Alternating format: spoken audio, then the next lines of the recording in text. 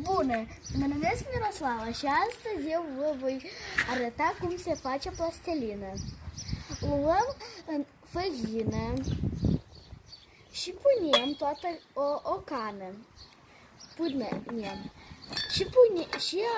Încă punem sare. Amestecăm tot aceasta. Câtă sare? Un pahar cu sare. Amestecăm tot asta și pe urmă punem un pahar cu apă fierbinte. Amestecăm.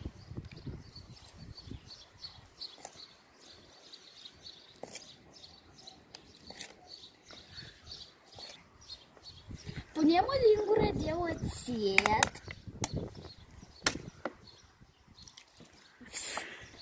Și mai mult și punem un pic de ulei. Jumate de lingură. Și amestecăm tot aceasta. E foarte călduță masa. Apă foarte fierbinte trebuie să fie din ceainic. Dacă nu ajunge făină, mai puneți un pic.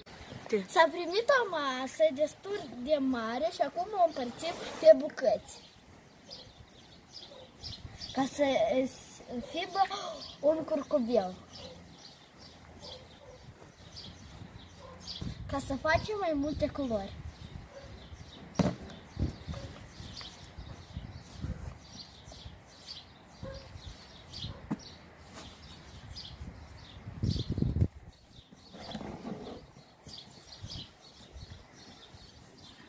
Luăm așa vopsea și punem încă o dată.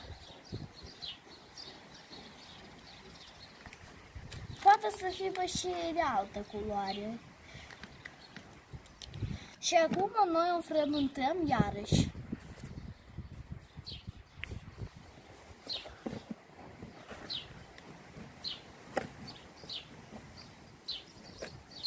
Dacă este nevoie, mai adăugăm culoare.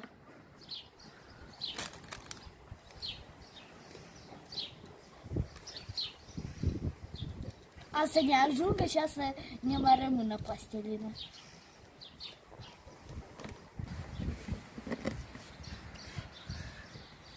La noi s-a primit culoarea portocalie. A doua bucată luăm și facem ca așa o... Și acum facem culoarea galbenă. Și tot așa fiecare bucată face culoarea care o doriți. Eu deja că termin ultimul și acum vă voi da termenul. Uitați-vă ce s-a primit.